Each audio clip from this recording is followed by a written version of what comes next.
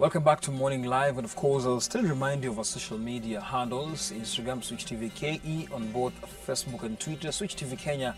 SMS lines always free for you, 22999. You can be part of this next engagement, whereby a government survey has shown more women turned to crime last year compared to 2017. Now, last year the number of female offenders recorded by police rose by 9.8% to 15,221, according to the 2019 economic survey released last week. And one is more likely to encounter a female offender in Kiambu, Nairobi, and Meru, which had the highest numbers. Assaulting, creating disturbance, and possession of dangerous drugs were among the crimes that saw a significant increase in the number of female offenders. Very interesting, because now, as much as trying to fight crime, women are doing what men are actually doing, and sometimes they're saying women can do it better. In the studio, I'm joined by security analyst Dennis Nthumbi, and he'll be telling us about what the sudden change is all about, because now we are surprised as men, because now we feel like still not all the women, but as you've seen, 15,000 women were recorded actually to have been involved in crime indirectly or directly. Good morning. Morning. What is happening? Happy Labor Day. Happy Labor Day to you. An interesting topic on Labor Day. Yeah, sure. On Labor Day, as much as we're laboring out here, some people want shortcuts. The reason why I said it's an interesting topic on Labor Day, because it has an economic thesis to it. Okay. But you know, it's interesting just to discuss on what it is that we call the gender theory of female offending, or looking at women as perpetrators of violent crime. Okay. Not just crime or violent crime. We know they're also victims of the same, but now they're perpetrators of violent crime, and the numbers are rising. But one disclaimer that we have to put is that the threshold or the number still is way below that of men. But what has been noted is a consistent rise year on year. And so if you look at perhaps a sociological approach, is that what we'll be interested to know is that what exactly is the problem? What is the genesis of having this spike thereabouts? Is there something that we're not doing as a society? Is there a happenstance that's going on that we're not aware of? And really then we have to point a finger at still social and economic marginalization of women. And that's the reason why I said this is an interesting topic on Labor Day. And I truly hope that our politicians, their toolies, will not go there bickering and calling Shenzi type and all that, when we really have very, very serious integral issues. The reason why women are choosing crime as a source of revenue. Not all women, some women. You know, well, it's a choice by women. We can say some women, but it's technically women. Yeah, sure. It's because of still the woman is highly marginalized socially and economically. And to be absolutely honest, and of course I heard your intro, is that, you know, men will be pissed is how dare women come into a field that is purely for men. But you know, there's also women empowerment that says what a man can do, a woman can do better. And to be absolutely honest is that perhaps they're thinking of ways, some of the women, as I said, are thinking of ways of earning revenue, you know, from areas that preserve their dignity a bit, because sometimes selling your body as a prostitute may be less dignified than you being a hardcore criminal, where you put a gun on someone's head and say, give me your wallet or give me your ATM card and all that. But the truth of the matter is that there's adverse social and economic marginalization, and this is something that we really need to look at. And to be very honest, one of the critical things that you see today is that a lot of homes are then falling into the hands of the woman as a breadwinner, and that's a thing that we need to critically look at. In a place, in a society that marginalizes the same woman economically, to be absolutely honest, is that a man is likely to get a job more faster than a lady. And to be absolutely honest, is that when you're a lady in this country, you're likely not to get work through a just manner. You know, you're likely to be asked to use your body as a trading tool or your body as a qualification. So at the end of the day, the woman really needs to preserve her dignity and look at where else can they venture. And unfortunately, the daring ones end up falling into crime. But unfortunately, they end up getting hurt, because that's a very, very vicious field. And so we are likely then to see the emerging breadwinner then leaving homes unattended, you know, through extrajudicial killings and whatever it is. So this is a matter that is integral to society. When you see the woman then getting into some of these folds, we need to get buoyed as a society, because it means we are really not taking care of the interest A of the family, and of the interest B of the children, and of the interest of the woman. So that this is actually a dysfunctional society, technically. So does it mean it boils down to a man who kind of has left a gap in our society, whereby now, you see, during our parents' days, the man was a breadwinner, was looked upon to in every sector, from security, from welfare, from food and everything, just empowerment of the family. Why are the men? Are the men causing all this? There has been a reemergence of what it is that we call the pink man. And, you know, the pink man really lacks the legitimate masculinity or masculine traits of leading from the front, and also being a shepherd from the back, and, you know, getting out there and soiling his hands and sweating it out and all that, and breaking his back. So we're seeing a man who wants to be much more comfortable, and a man who really, you know, wants to be a potato couch and all that, but a lot of emphasis have been put on the girl child empowerment, with very less being put on the boy child empowerment. In fact, it's vital to say that a lot of the energies that the boy child has have been used for drug abuse, sexual exploitation, and many other things. And I keep on telling them, you can use the same energy. It's an attitude problem, but also it's just the wrong focus on the priorities that society is putting on in terms of raising the family.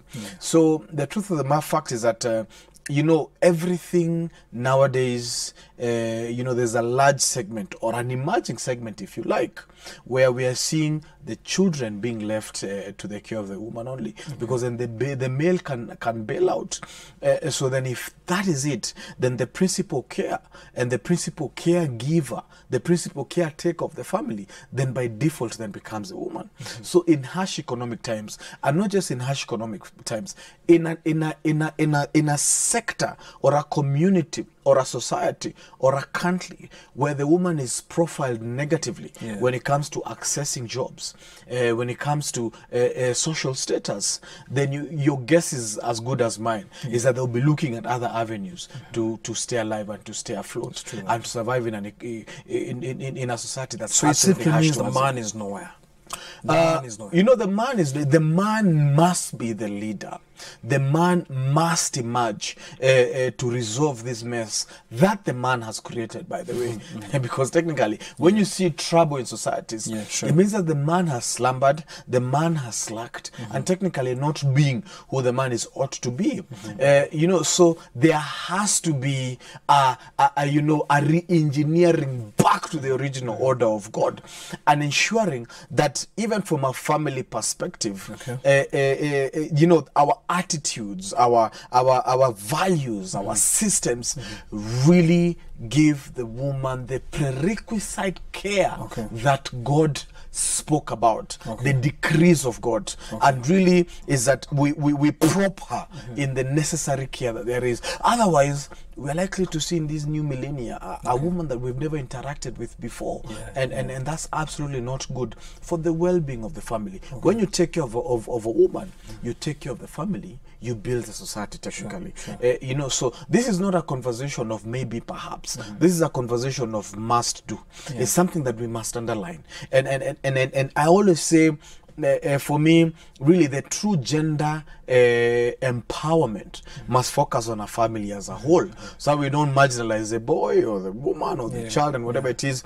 We have to look at the prerequisite policy, law requirements, economic requirements, value requirements of what the family desires and what the family needs to be given. Then for us not to see this are actually, you know, the tip of the icebergs of the problematic root that the society has created itself, led by a man who is becoming dysfunction to his own biblical or divine role. Okay. Yes. Now, looking at these towns involved, you have Meru, Kiambu, Nairobi.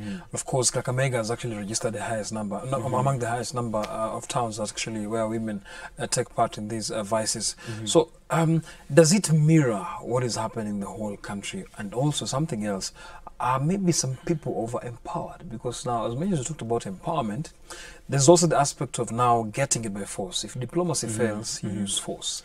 The truth of the matter is that those communities or regions, if you like, I'd like to use the word community, because then it means it's their ethics that are not working. It's their systems that are not working.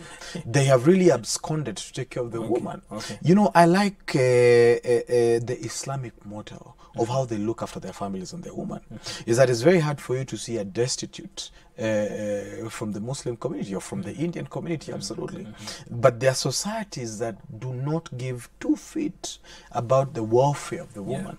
Whether she's a widow or whether she's not established, even accessing education, accessing healthcare. In some of those counties, you know, women are asked to trade sex and thereabout. So the counties that have recorded the highest, it is really a shame poster and a shame flag for the men and for the elders and for the churches in those communities, because it means they have absconded on a primary role of ensuring that they empower the woman, and you know, from a policy perspective. And you know, some of this, and you know, it's prudent to note that, you know, even when county assemblies sit, they never draw policies that prop the family. Okay. They never draw policies that prop the woman. They never draw policies that prop the man. What good is a road when the society is broken down? Yeah, sure. The principal factor where we must focus most of our energies is actually ensuring that the family unit grows to be strong. I grew up from a home where my mom is an absolutely empowered woman, but she knows her place on where to place my father and all that from an honor perspective.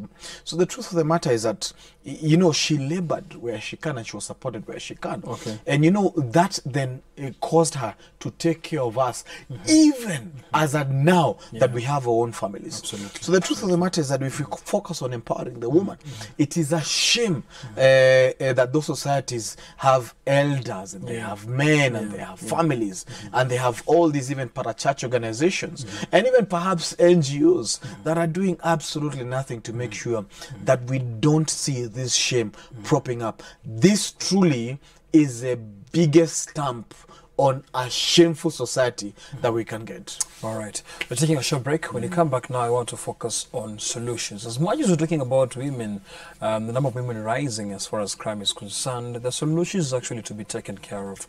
There's nowhere that you cannot have a solution. So all that's coming to you after a short break.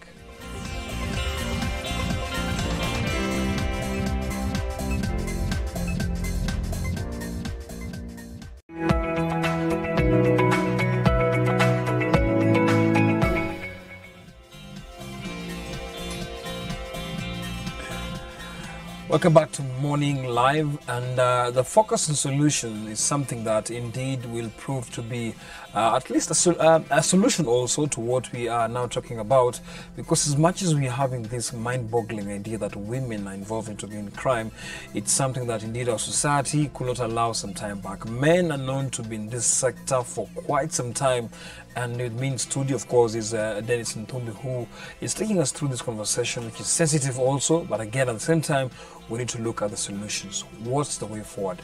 Now, quickly into the solutions, we need to talk this thing tough. Absolutely. As much as we're talking about the numbers increasing, there's an aspect also of laxity in our system of maybe control, security. As much as we're talking about women in these issues, drugs, burglary, robbers, security. How is security on the ground? The bigger picture is safety. Yeah. You know, the truth of the matter is that security is never a solution to social problems. You know, it comes from a legalistic perspective. Okay. and law has never resolved moral issues. Sure. And that's the truth of the matter, is that the criminality of female offending or female offenders is something that has been neglected over the years. In fact, even if you try and look for research, scientific research, sociological research, you'd hardly get it. The reasons behind why would a male or why would a female become a violent offender when really we see females as absolute caregivers is really something that is still baffling sociologists. I look at security, and even though I'm a security player, I look at it from a perspective of, you know, first of all, before you reach out to your AK-47s and gun them down, we need to look at this scientifically and from a sociological perspective, and also from a biblical perspective. The truth of the matter is that we must be in a position, you know, whereby we reevaluate where we are as a country. Is whereby we go to a place where there's we look at moral issues that have escaped our hands, and then we go back to reinstitute them. The truth of the matter is that, do we want to pile our jails with women upon women upon women? Because if we don't deal with the root, then we are likely to see more. And you know, the astute thing about women is that they always recruit each other into something. That's the reason why they're the biggest with chamas. We don't want them to leave the chamas and now go and grab AK-47s and Seskas. My brother, we will get finished in this country.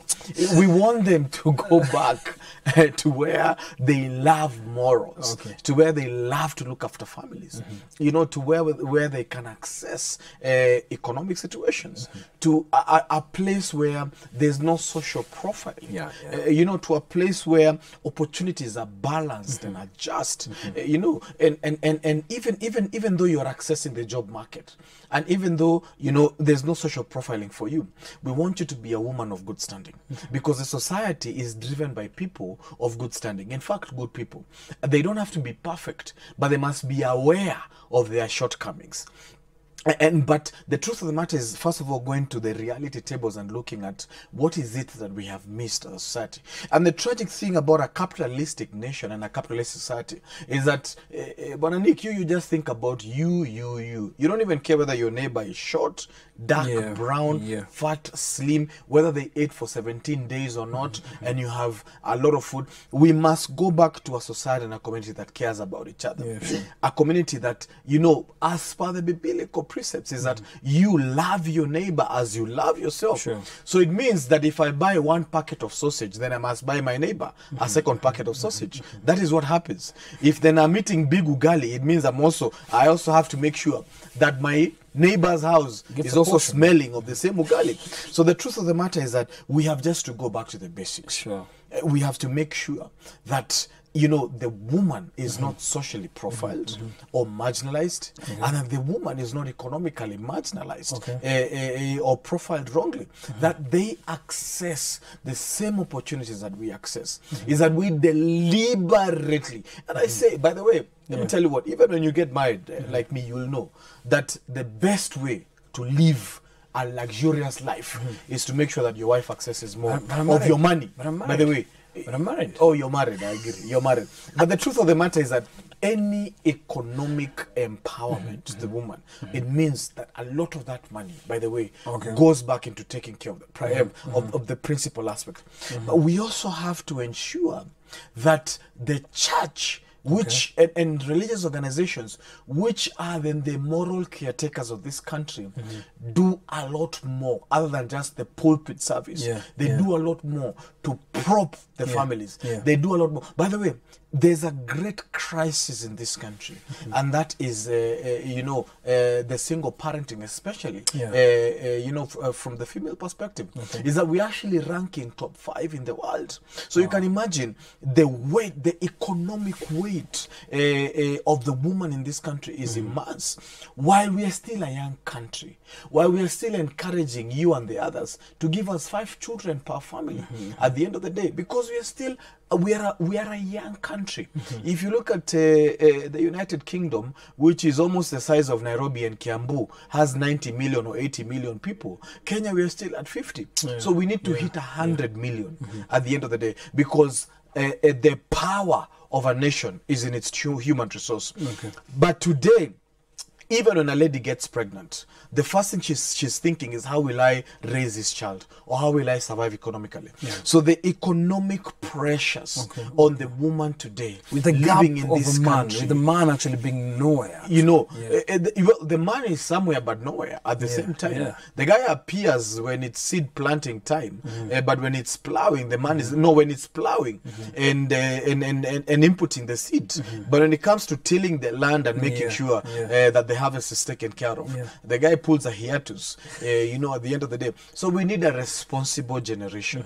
We need a responsible society. And that society is ensuring that the man takes his responsible place, that the man actually knows how to be a proper patron. The man knows how to be a proper caretaker. The man is not afraid of responsibilities.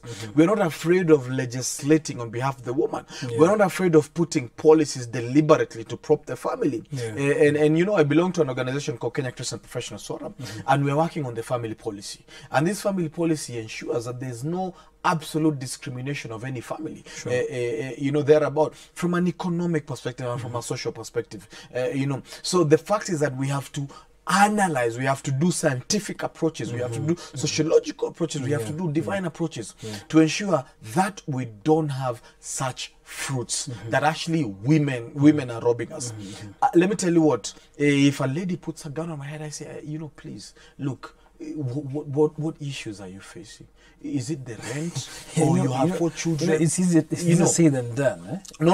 I mean, the truth of the matter, if any of you gets robbed by a female, please ensure that one way or the other, you ask her whether she's going through financial trouble, or she would want to get assisted, or she would want to live that life at the end of the day. Let me tell you what, I am not in the habit of... There's a gun involved, no, brother. I mean, look, we see police... This person is on a panic mode. No, they're not in a panic mode, but you can have a conversation with them. You can give them the She's in a rush. What conversation? You see, your life is more important than 10,000 shillings or 100,000 shillings. Just hand it over. You know, you can hand it over, but you can have a conversation with her. You can say, you know, I'm very sorry for the fact that society has marginalized you. And I'm very serious about this conversation I'm making. I'll be apologetic to that woman. I am apologetic to any woman that I see standing out there and prostituting in, you know, solid cold. They can make better choices, but at the end of the day, who is responsible in driving them towards that route? It is me as a man in this country, in this generation, and I call myself a leader. But we have a broken down society that feels nothing about the woman. In fact, you know, the boy child is killing the woman, you know, right, left, and center, when they are truly supposed to be the leaders. How can you be offended by giving a woman 10,000 shillings, surely? If somebody came to me and said, I have a problem, would you be able to help me with some money? I'm not going to take advantage of them. I'll seize the opportunity to lead and to ensure that, you know, you're well fed, you're well taken care of. Even a simple word of supporting that person will uplift them forever. So we need to make sure that we don't just profile, and we don't just say women are the criminals now, they're overtaking the men. It's not a contest of immorality. At the end of the day, we need to make sure that there's moral reformation in the country. That is a principle that we ought to be operating on. Unfortunately, globally, it's been a trend of making sure that the woman is exploited. Even through her, you know, fertilities and all that. The kind of the big farmers that produce medicine just to exploit the woman are major. The beauty industry. Then we can't be the ones exploiting the woman further in the society. So we need to make sure that we approach this biblically, sociologically and scientifically to make sure some of these blunders, this is a great blunder. And I pray that those guys who call themselves trade unionists, the Ministry of Labor, will be concerned about this reporting and this revelation, and they will truly work to do something about it. I get offended when I see our mothers being chased as hawkers, when we really have billions. My brother, we have billions just to make sure that we prop them. And I thank, you know, the second lady of this country, Madam, Her Excellency, Madam Ruto Rachel, for coming up with the initiative, simple but powerful initiatives to empower the woman. The question that I'll be asking communities and societies in Bungoma, What initiatives have you put, is it Bungoma or Kakamega? Kakamega. Yeah. What initiatives have you put through for your women to be, sociologically and economically empowered? Kiambu, what, and we know Kiambu has a serious man crisis because of the alcoholic, and Babayo is trying to resolve that. But what programs have you put in place to ensure that you empower the woman sociologically and economically? Sure. What policies have you legislated as a county government? And even when it comes to National Ministry of Labour, we'll need to wake up and ensure that we don't take 4 years or 10 years to legislate something that's simple. It's a Labour Day, and of course, just statistics from the Kenya Bureau of Statistics, we have that the modern or formal sector employment had 880,000 women compared to 1.6 million Kenyans in 2017. That's according to the study. Now, the formal, this shows women trail men by 65.6% points in formal employment. Wow. That's staggering. And as I said, the economic marginalization in this country is staggering. And you know why? The truth of the matter is that even when you go for an interview and you're pregnant, they won't employ you. Is it shocking? Wow. You need to balance between being a mother and just being employed. It's true. You know, at the end of the day, let me tell you what. It's true that. We need to make sure that in this country, any lady who is carrying our baby, because we need to own babies as this country. Yeah. They are ours. They are called Kenyans. You know, at the end of the day, is that we put a stipend for them. We actually finance the pregnancy, and we finance the motherhood, not just ensuring that they give birth for free. No, the greatest responsibility thereafter is ensuring that we raise that person to be a responsible Kenyan. And you know what? We can put funds towards that. It's just, it takes little tweaking of policies and here and there. And even the county governments actually can take the lead because healthcare is under them and a lot of these things. The truth of the matter is that we can finance, even our single mothers and thereabout. Let us not ignore fundamental problems that we have, and let us make sure that we fund the future of this nation. Funding the future of this nation is not making sure that we elect the loudest politician or the most violent. Is ensuring that we rally around motherhood. We rally around females. Is that there will be no weight whatsoever when you desire to be a mother. There will be no weight whatsoever. And I'm talking from an education, sociological, and economic standpoint. There will be no weight whatsoever when you desire to marry or when you desire to run a family. That nothing at all, other than you being present and you being a good parent and ensuring that the children grow towards supporting a viable legacy that you have. In this country, there should be no weight. And you know, it's interesting that if today I'm made the president of this country, my first approach will be towards propping the family, because that's what we need to put most of our energy. We cannot do mega projects, roads and SGRs, when really the family unit in this country has zero support from a policy and an economic perspective. It's a grand shame for this country. Thank you very much for that conversation. Of course, we want to shift focus now to what is happening around the region.